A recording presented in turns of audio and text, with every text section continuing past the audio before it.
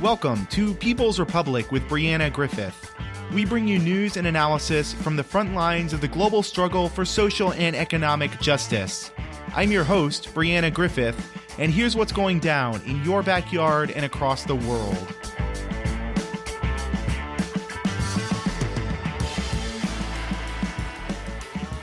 Welcome to People's Republic. My name is Brianna Griffith. This week we are going to be talking about the work stoppages related not only to a Juneteenth, but also to the broader uprisings that have been happening across the country, the nationwide uprisings against police terror and police brutality. What I don't think is getting enough coverage is the amazing efforts by the International Longshore and Warehouse Union, making a significant intervention into the national uprising against racism by organizing the Juneteenth West Coast port shutdown. This was on June 19th, closing down 29 ports in the U.S. and Canada.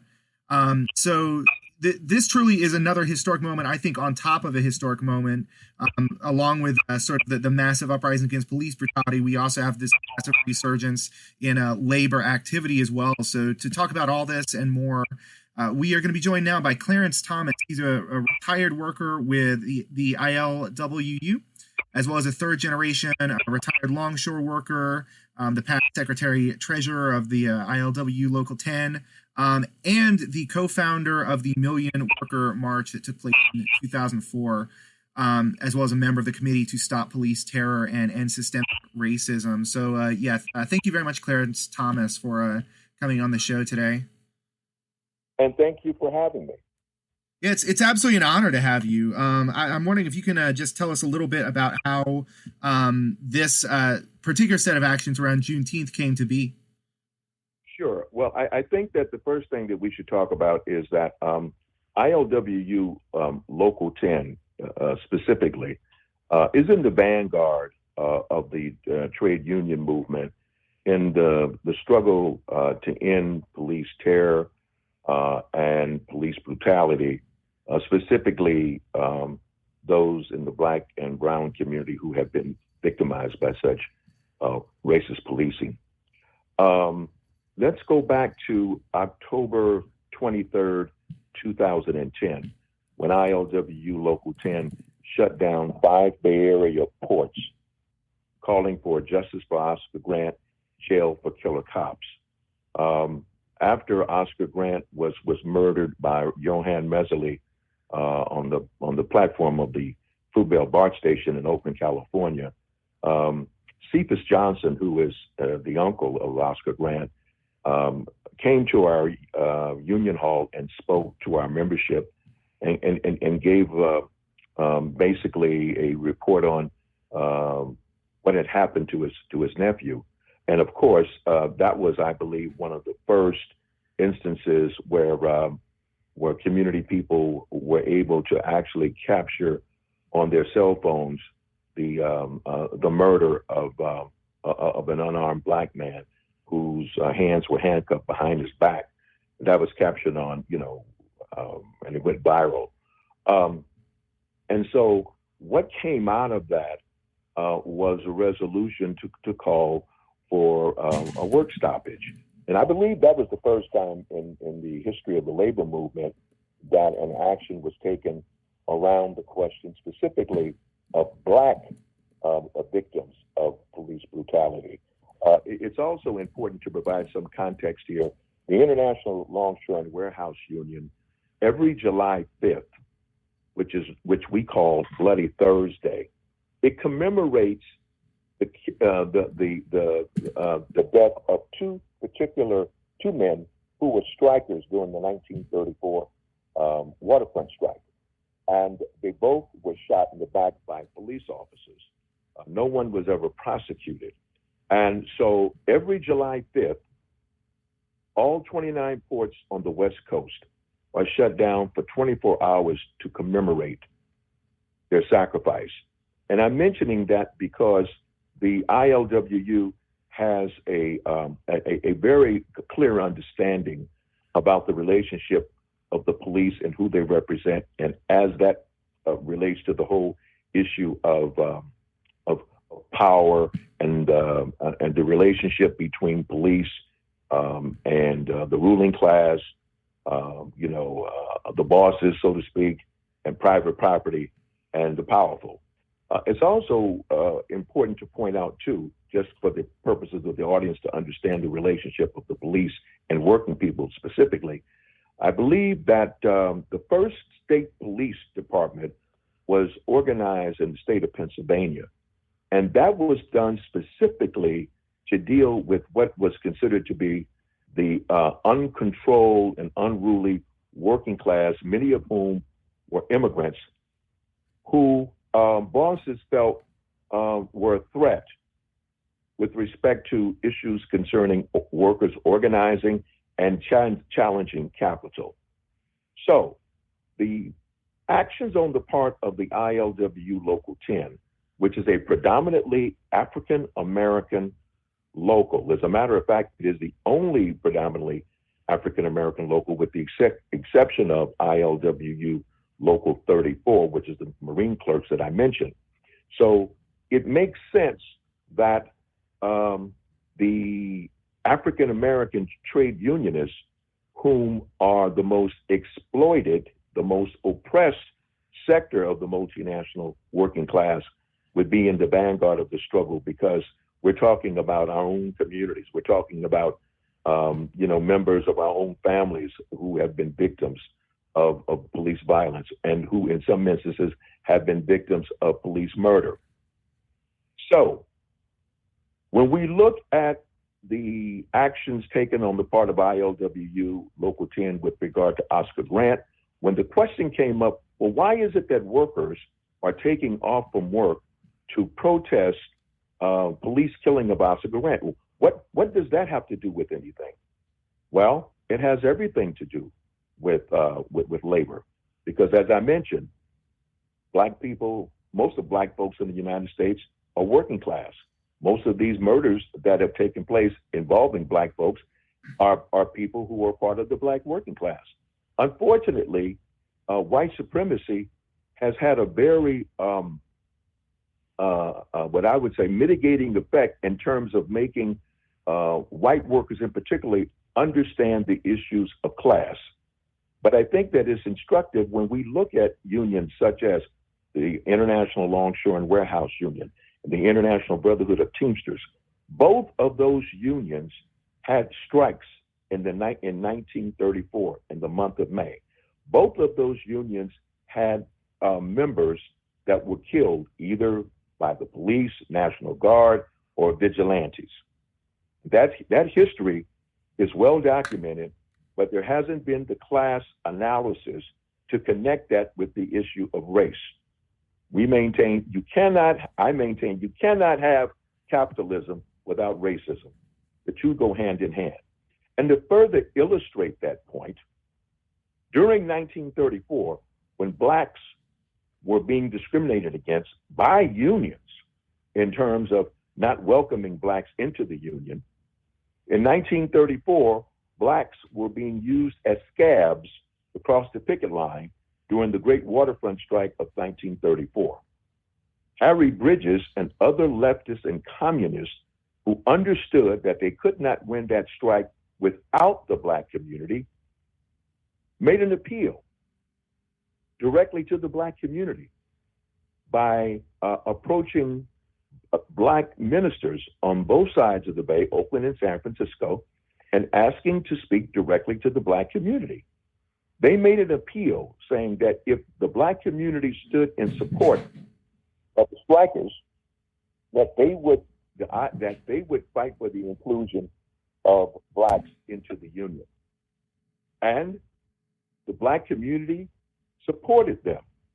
And that was a very important moment in the history of the strike. I also believe that it was a major blow against white supremacy at that particular time, because Bridges and others on the left, who were rank and file strike leaders of that 1934 movement, believed that discrimination was a tool of the bosses that was used specifically for the purpose of dividing the class.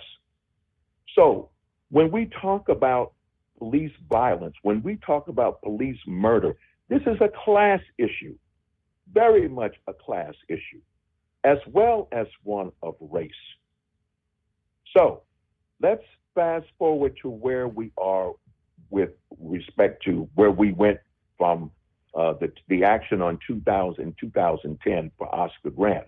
We believe that that played a very important role in the prosecution and conviction of Johann Messerly, and he was sentenced to prison. He didn't stay in there very long, but he was sentenced. It was a historical moment to have a cop be sentenced for killing a black person or anyone who was unarmed.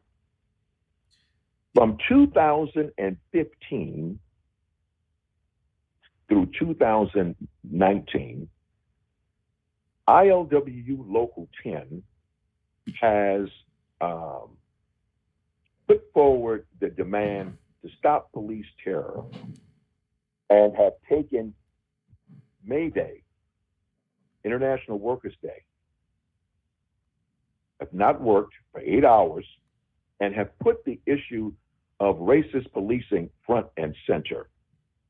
No other union in the United States of America has done that. I think it's appropriate to say that ILWU Local 10 and Local 34 represent the most radical, the most militant, and the most advanced workers on the question of ending police terror in the United States of America. As I mentioned to you earlier before we really got started with this interview, Trent Willis, who is the president of the International Longshore and Warehouse Union Local 10, and Keith Shanklin, who's the president of ILWU Local 34, they are the two individuals who are responsible for initiating this Juneteenth action. A couple of weeks ago, there was a president's meeting where all of the Longshore local presidents were on a conference call where there was a discussion about a proposal that was made by Trent Willis and Keith Shanklin to our international president, Willie Adams, to have an action on Juneteenth.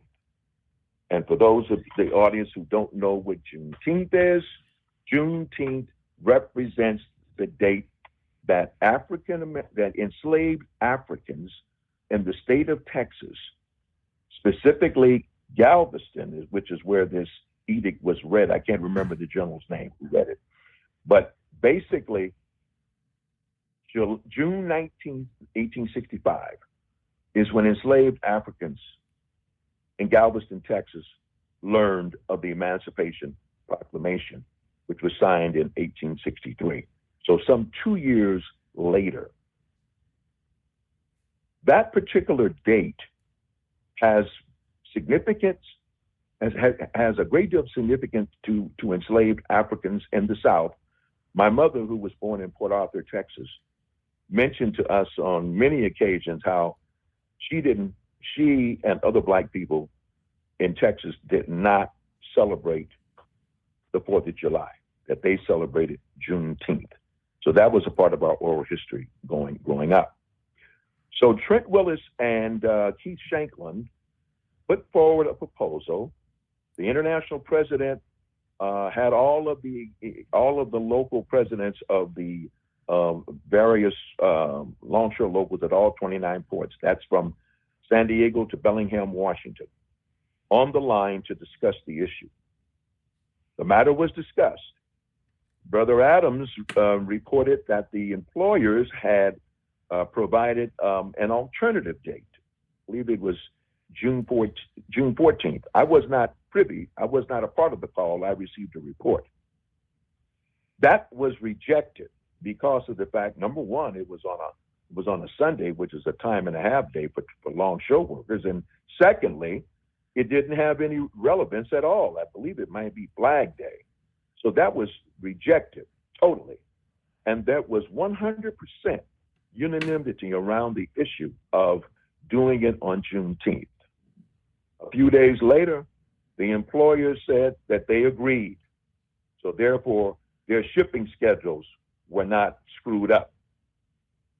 They agreed that all locals would be going out on the same day. So the next step was the actual organizing of this activity. And that's where ILW Local 10 and 34 went to work in organizing this committee to stop police terror and end systemic racism. I think one of the most remarkable things about the organizing effort is that it was made up not only of union members, but also of social justice activists and various other individuals who are active in the community.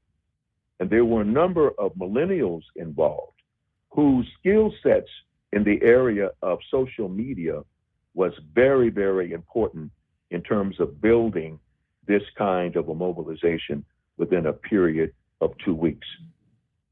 It's also important for your listeners to understand that the ILWU as an organization has a long history of being anti-racist. One of the things that's important to know, and a lot of people are not aware of, is that the ILWU during the 1930s, during that strike that I made reference to, that waterfront strike of 1934, workers had to not only confront police, the National Guard, but vigilantes, and also members of the Ku Klux Klan, both here in the Bay Area and also in the Pacific Northwest. That's a fact. The other thing that is important to note is that in 1963, one of the greatest Americans of the 20th century, Paul Robeson, was made an honorary member in 1943. In 1967, ILWU Local 10 made the Reverend Dr. Martin Luther King an honorary member. Dr. King spoke at our Union Hall in September of 1967, just months before his assassination. And while he was at our union meeting, one of the things that Dr. King said was that he felt very much at home being in our union hall because of the fact that ILWU has been very supportive of the civil rights movement. Dr. King also talked about how the use of the sit-ins had been followed by the civil rights activists based upon the success of such strategies by auto workers in the 1937 auto worker strike in Flint, Michigan. Dr. King also talked about how the Negro freedom movement and the labor movement served as the bulwark for democracy. This provides some kind of a background as to ILWU's history in the fight. I think that one of the most remarkable, and of course, one of the most well-known solidarity actions on the part of the ILWU, specifically Local 10, was the refusal to handle South African cargo on the Ned Lloyd Kimberley in 1984. In 1976, one of the most important rank and file leaders in the modern era of the ILWU, in my opinion, a man by the name of Leo Robinson, wrote a resolution calling for the boycotting of South African cargo. This was after the Soweto massacres occurred. Between 1976 and 1984, there was a series of speakers and a series of forums and an organization called the Southern African Liberation Support Committee, which was one of the first labor organizations to oppose the anti-apartheid action or regime by labor, was organized. ILWU Local 10 organized many containers filled with humanitarian supplies, books, chewing gum, dollar bills, medical supplies that were shipped to Tanzania for specifically to to freedom fighters, although our employers did not know that when they donated those containers to us. But the depth of the organizing around the question of the anti-apartheid struggle was remarkable. That also included divesting from our pension fund from any companies that did business with South Africa. When Nelson Mandela was released from prison, he came to Oakland and spoke before 100,000 people, and he acknowledged the action taken by ILWU Local 10 and the refusal to handle South African cargo. In 2013, upon the passing of Brother Leo Robinson, the South African ambassador to the United States, Ibrahim Rasool, presented posthumously the Nelson Mandela Humanitarian Award to the widow of Leo Robinson and the Nelson Mandela Freedom Award to ILWU Local 10, along with the South African flag. So this gives you some idea as to the history of fighting against racism, white supremacy, not only on a national, local level, but globally. The outcome of this organizing, which led to the historic action on June 19th, where such renowned activists as Angela Davis, Danny Glover, Boots Riley, many trade union activists, many community activists, people who have actually been the victims or have family members who have been victims of police violence, such as Michael Brown Sr. in Ferguson, Cephas Johnson, who was the uncle of Oscar Grant, Geraldine Adams, who's Geraldine Blupert, whose son Adam Blupert was murdered several years ago in San Francisco. We had a number of family members speaking. It was, of course, the international president of ILWU, Willie Adams, and the Secretary Treasurer of the International Secretary Treasurer of ILWU, Ed Ferris, also spoke. A number of people, of course. We've had tremendous coverage by this. Rolling Stone has an article about it. It was in Newsweek magazine. It's been remarkable because this is the first time in the history of the labor movement that an international union has taken an action to commemorate the Emancipation Proclamation. But more importantly, at this particular time, when we have seen the wonderful organizing of young people and millennials in the streets for many, many weeks now, they've been unrelenting. They have played a very important role in terms of being very disciplined with their strategy of civil disobedience and all that they have done to keep the heat on. And what has been missing has been labor. And I think that one of the reasons why labor has not been active, have not been in the vanguard as it should be as the most organized sector of the working class, is because of its relationship to the Democratic Party.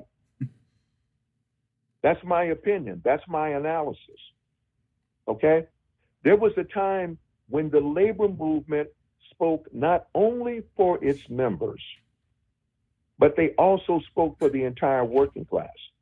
And I call your attention to 1971, when Cleophas Williams, the first African-American to serve as president of ILWU Local 10, he introduced a resolution at the 19th biennial ILWU convention in Honolulu, where he introduced a resolution calling for justice for Angela Davis, fair trial for Angela Davis, and bail for Angela Davis. This was in 1971. 1971. So it was befitting that Angela Davis would address the thousands. I understand there were close to 30,000 people that participated in the march, the rallies at the Port of Oakland, then the march that stopped at the Oakland Police Department and ended at what we call Oscar Grant Plaza in front of City Hall. Angela gave a brilliant speech. It was actually spellbinding because she did not want to compromise herself. So she spoke from her automobile. Actually, what she did, she had a pre-recorded message. And that pre-recorded message was played before thousands while she stood and saluted the ILWU with all of the cranes at the Port of Oakland boomed up as if paying homage to the working class and the most oppressed and exploited sector of the multinational American working class, the Black folks, Black Americans, African Americans, and people of color in the United States of America. It was a very moving moment. Danny Glover was also a speaker. Danny Glover and I were classmates at San Francisco State, where we were arrested in 1967. And during the 1968 shutdown of San Francisco State, it was the longest student strike and faculty strike in the history of the United States. The objective was the establishment of a Black Studies and a School of Ethnic Studies program, which stands today. Danny Glover is in the tradition of Harry Belafonte, Paul Robeson, and other renowned artists who have not allowed their celebrity to in any way impede their ability to speak up and stand for justice, and also to be very vocal in the struggle for economic justice.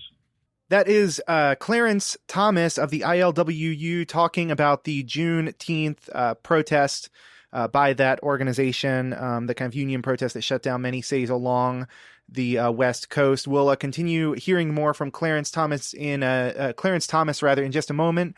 You're listening to People's Republic. People's Republic originates on KOOP 91.7 FM Austin, and also is broadcast on WHIV 102.3 FM New Orleans. We are also available as a podcast on Spotify, Spreaker, Stitcher, iTunes, or wherever podcasts are podded. Stay tuned.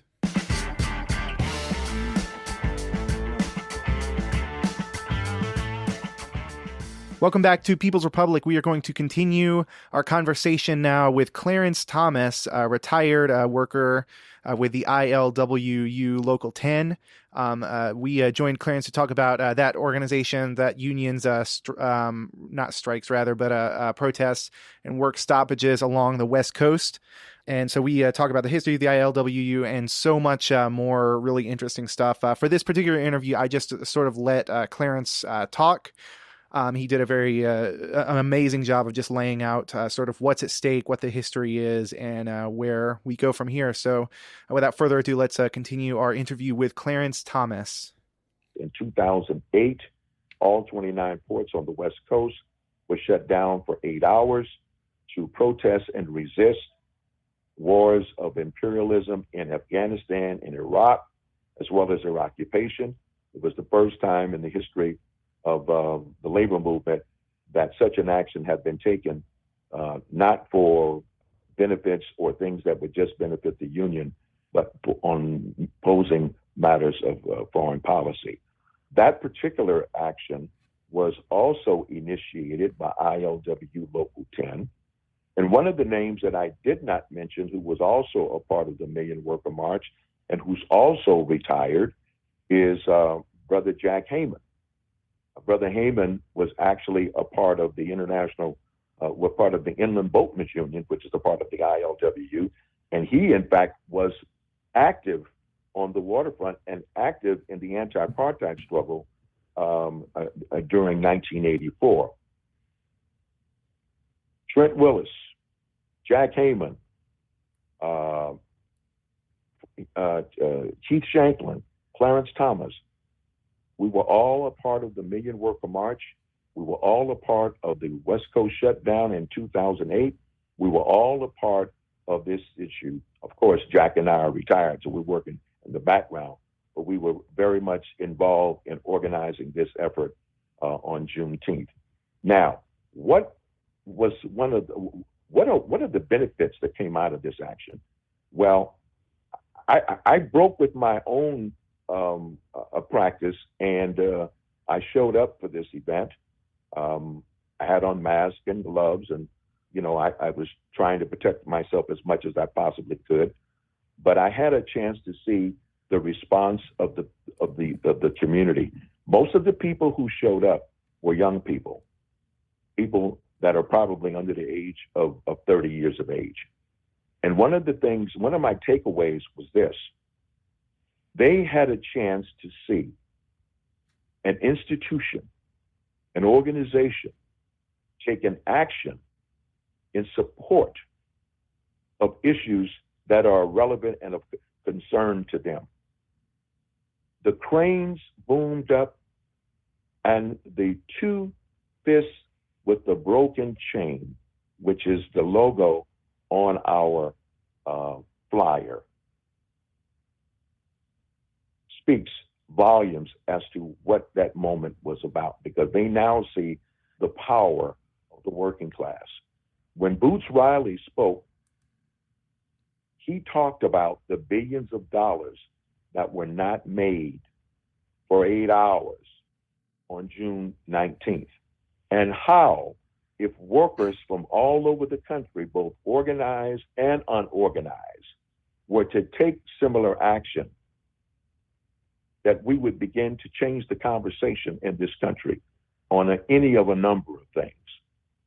On the matter concerning cutting the military budget, on the matter concerning national health care, on the matter concerning ending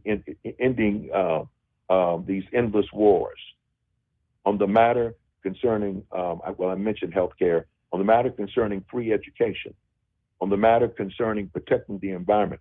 There are so many things that the working class, no one can speak for the working class like the working class can speak for themselves. And one of the messages that I try to convey to young people is that the Democratic Party interest is not the same as our interest.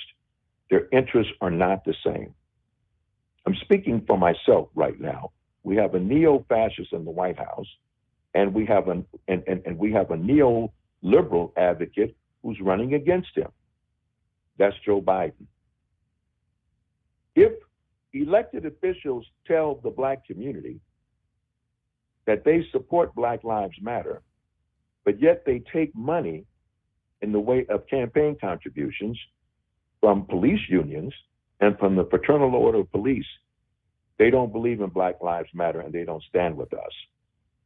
If local politicians who are Democrats in the Port of Oakland or in the city of Oakland say that they support labor, but yet they are supporting a billionaire, John Fisher, who owns the Oakland A's and who wants to build a 34,000-seat baseball park, 3,000 what I call skybox condominiums, a 400-room hotel, and nearly 2 million square feet of retail space at the third busiest port on the West Coast, where predominantly African Americans worked and have worked for 80 years.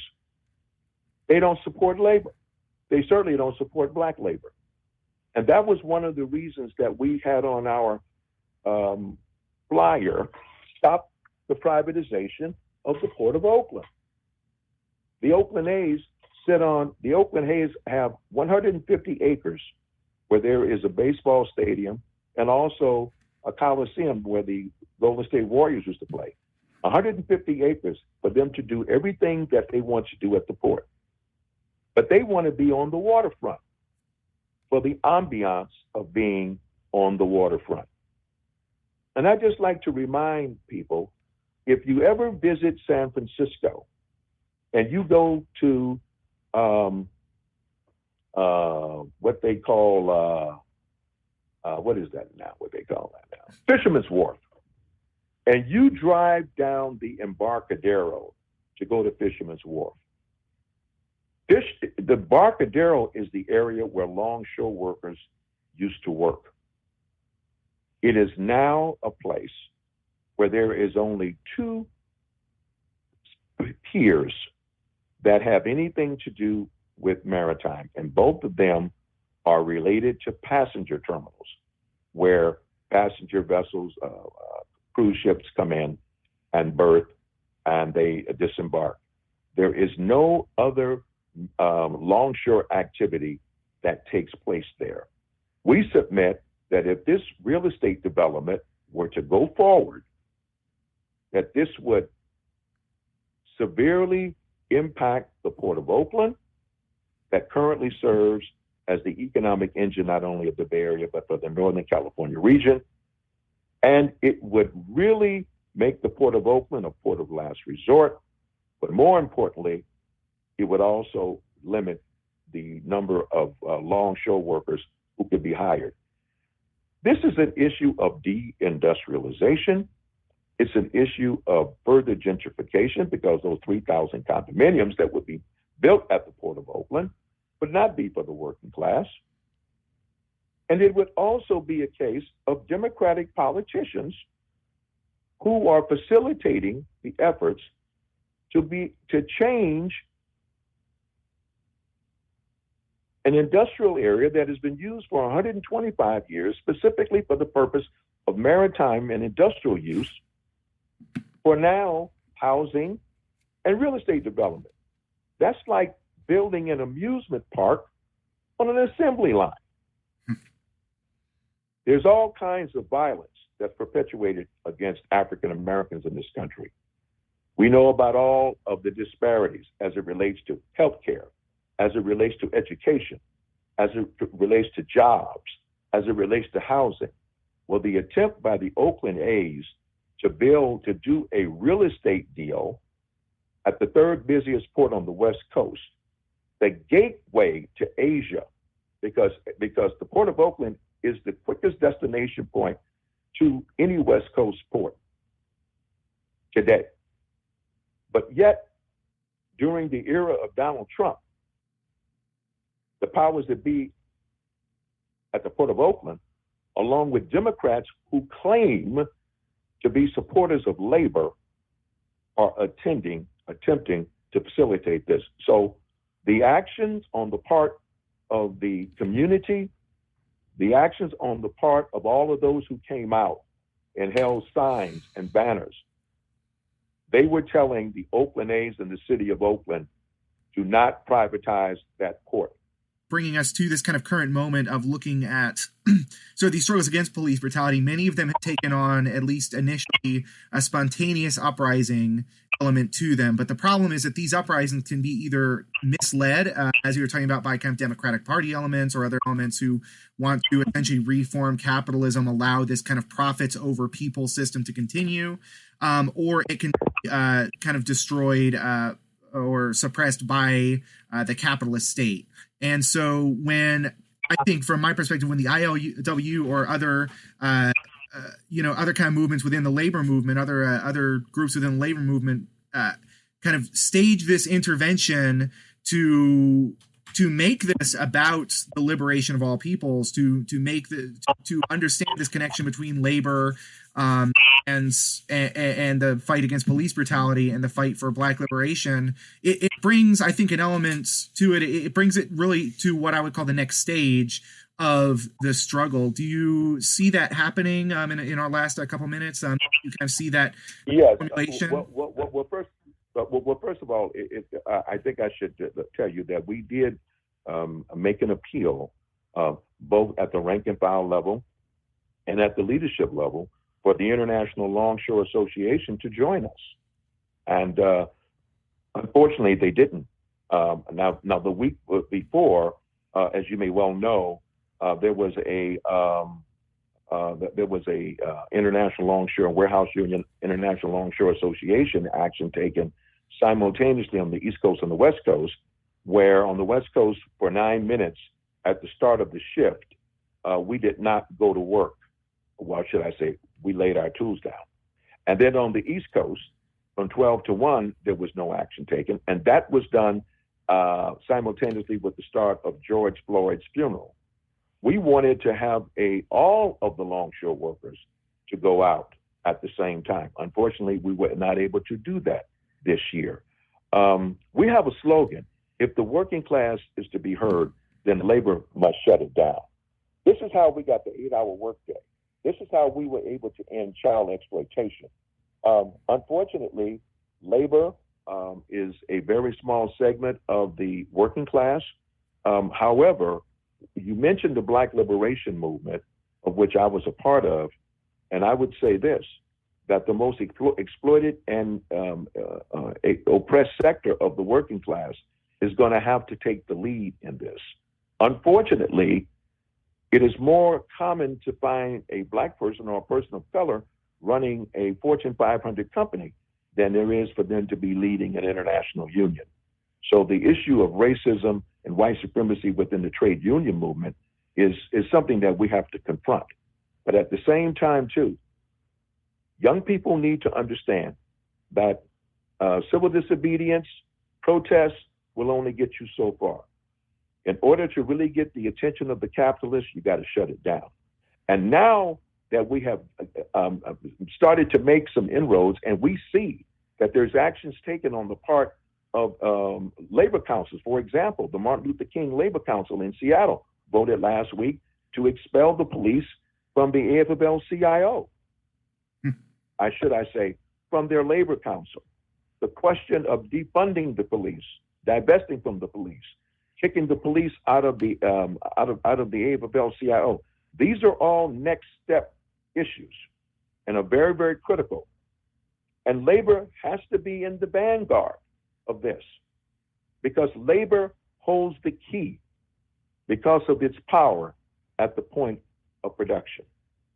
We can't rely on the corporate media because I think that shows like yours and other shows, I was even surprised at how little coverage there was on Democracy Now! about this action. I haven't watched it today, but it's very instructive to me. And I think that, and I'm speaking for myself right now, but from my many years of being active in the struggle and from my experience in organizing the Million Worker March, where we organized this national mobilization of putting forward a workers' agenda, and it was just a few weeks before the national election when John Kerry lost to George Bush. But the Democratic Party and also the AFL-CIO did everything they possibly could to stop the Million Worker March. They were ineffective in doing so. But my point is this. Anytime that we're talking about an independent mobilization of the working class that does not seek to connect itself with the Democratic Party. For example, we were told that the lieutenant governor of the state of California was at the march, and we made very clear to her that she was welcome to join the march, but that she could not speak. No one can speak for workers themselves.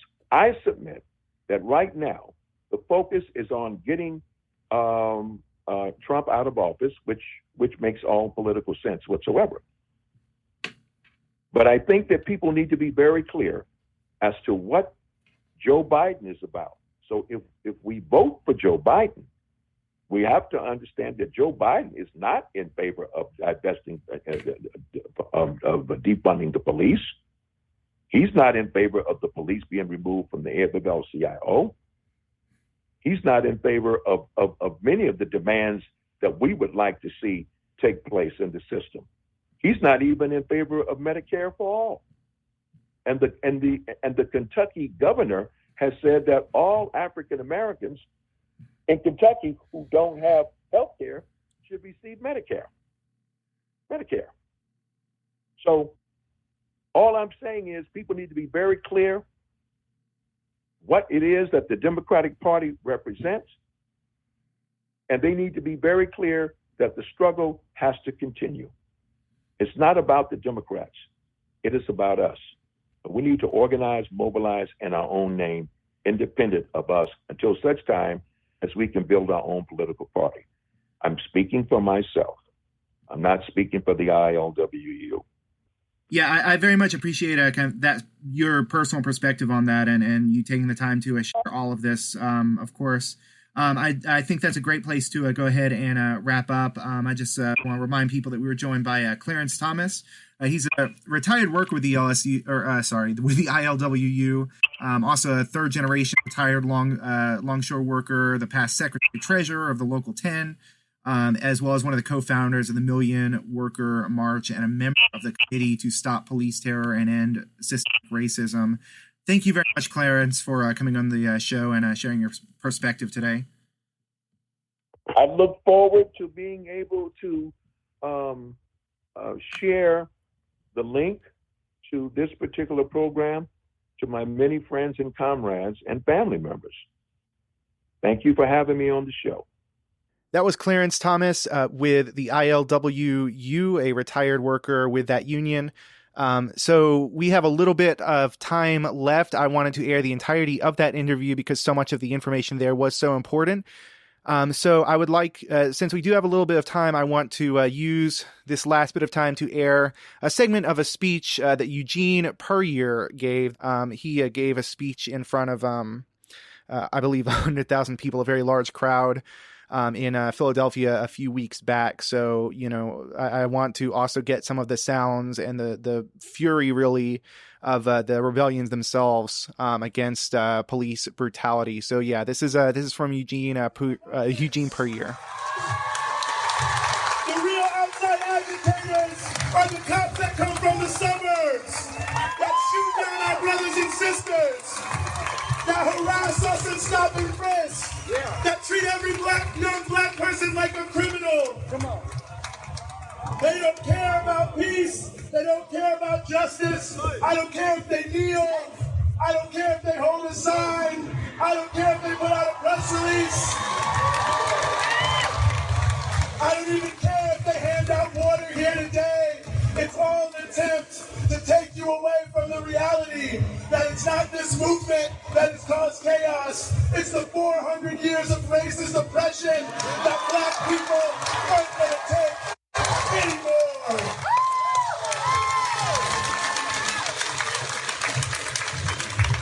They always say, well, it's just a few bad apples.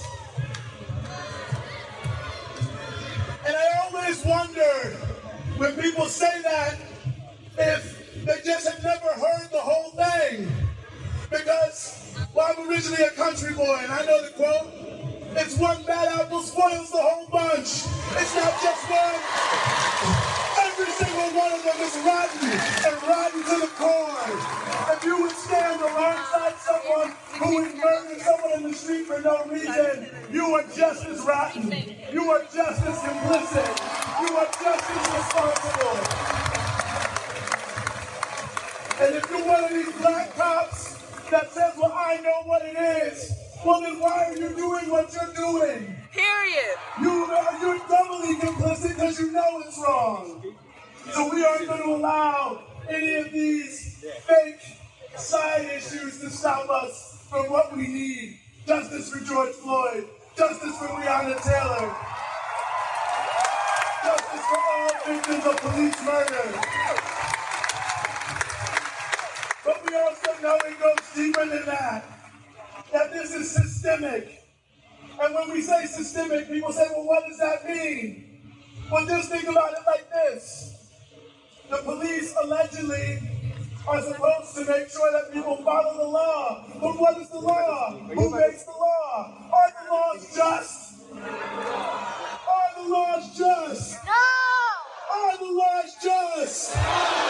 So just right there, you know, if they're designed to enforce the law, they are designed to enforce injustice. It's not a bug, it's a feature. It's not a problem, it's working the way it's supposed to.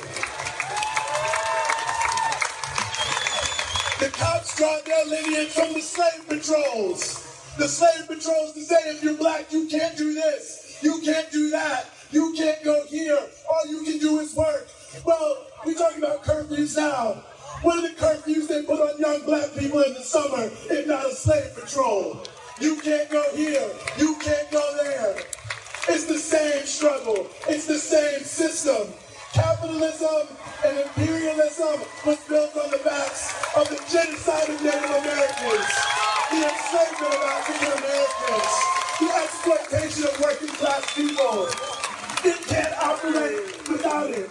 They said we'll give you a black president, and Ferguson had to erupt under a black president because it doesn't matter what color the face in the high place. If the system remains the same, the system remains unjust.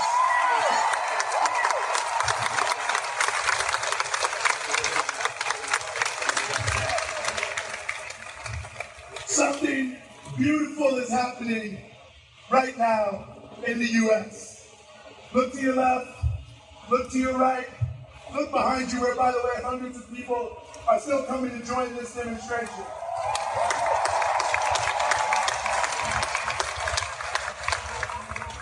People came out on the streets and said they wouldn't take it anymore, so they charged the cop. People came out in the streets, and every brand is cynical. We know they don't want to lose customers, but every brand in the country is scrambling to act like they are with us. It wasn't voting, no disrespect, but it was the power of the people that made every single elite institution in this country acknowledge the justice of what we are doing. Everybody loves to look back, and they love to talk about things that happened in the past and how we have to be like them. People will say, well, we had the civil rights movement in this country. Well, I don't know if people forgot, but the civil rights movement meant people got into the street and broke the law. They went to jail. No politicians cared about civil rights until black people started to shut this country down. People will say, they'll tell you in school, well, you know, in the 1930s, Roosevelt was the president and he helped unions grow. That's a lie. Do you know what really happened?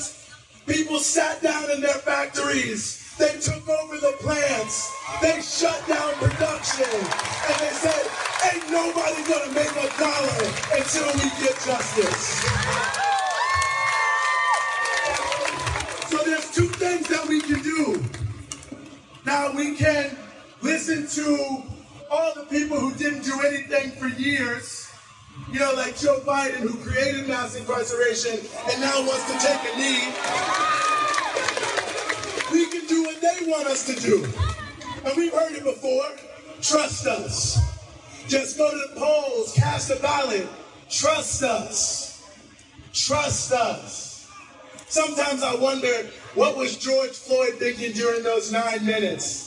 Because I know watching the video, I just kept thinking of all these people who said, trust us, we'll do something about it. So we can go that route. But from my point of view, we can go another route. And that's to stay in the streets and make this country ungovernable. If workers don't work, they can't make money. If protests paralyze the streets, they can't make money. This is the United States, the almighty dollar controls everything. So if you want to put it all behind money, we're going to stop your money until black life matters in this country. This is not a riot, this is an uprising. This is not a riot, this is a rebellion. And successful uprisings and rebellions become revolutions. I believe and I remember the comrades in Haiti in 1791 who rose up against the slave owner. And yeah, they burned everything to the ground, but they ended up free. So we have to ask ourselves, will we stay passive or will we fight for our freedom? Will we fight? Will we fight? Will we fight? Will we fight?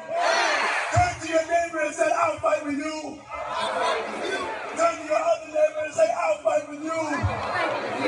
And I say all together that we're going to stay together and we're going to fight until everybody is free.